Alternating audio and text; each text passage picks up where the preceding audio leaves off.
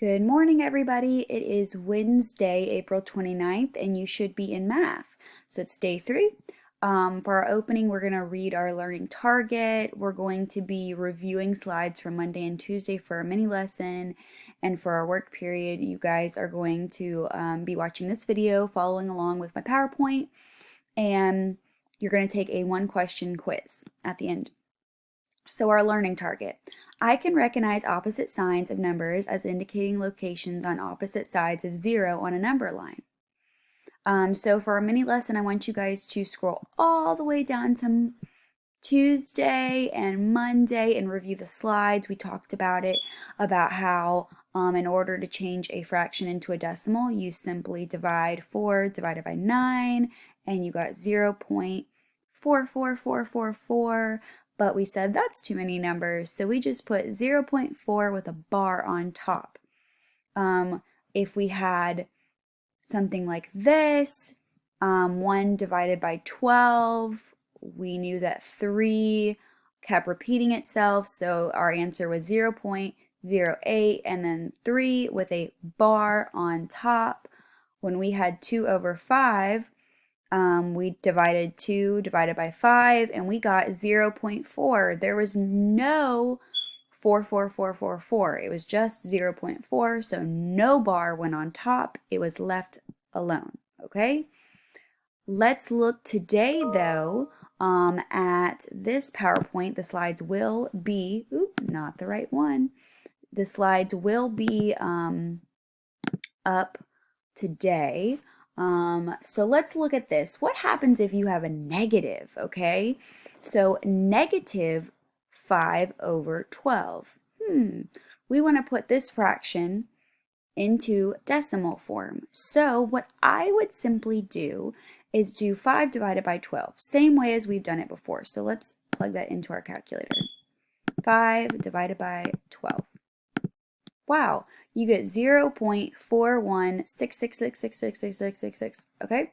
So the way we would write that out would be, and we'll do it in white so you guys can really see it,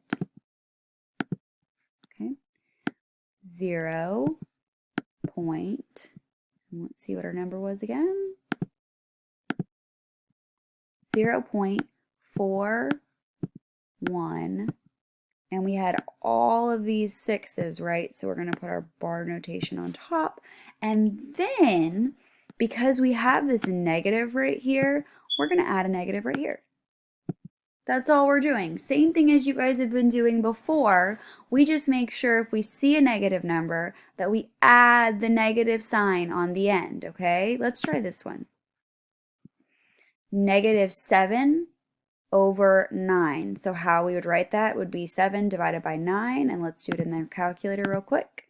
7 divided by 9, 0.777777. So let's write that down.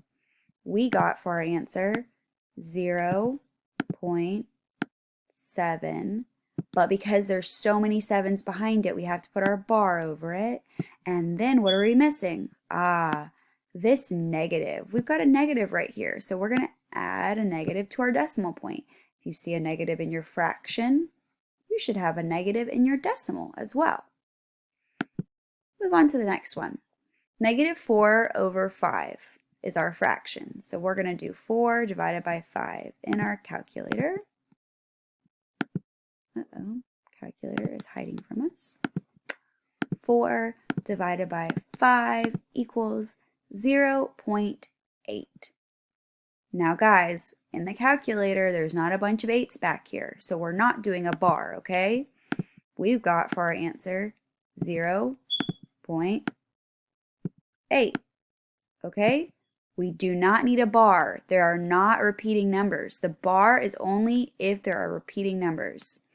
But we do have a negative, so we're going to add a negative right here. So negative 4 over 5 is negative 0.8 in decimal form, okay?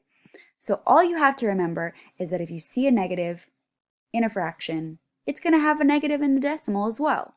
So why don't you go to the quiz page, and you guys are going to be answering a 1-question quiz on repeating decimals negatives.